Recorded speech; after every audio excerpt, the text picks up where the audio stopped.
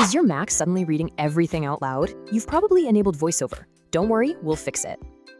Okay, let's get you back to silence. We're gonna start with the absolute fastest way to do it. The quickest fix is just a simple keyboard shortcut. Super easy. For most Macs, all you have to do is press the Command key and F5 at the same time. Just so you know, this shortcut is a toggle, so pressing it again will turn it right back on. Now, if your Mac has Touch ID, it's Command plus 3 quick taps on the sensor instead. If the shortcut isn't working for you, don't worry, there's a foolproof method in your system settings. Just click the Apple logo, go to System Preferences, then Accessibility. Find VoiceOver and uncheck the box. So what happens if that shortcut doesn't seem to work at all? Well, it might just be disabled.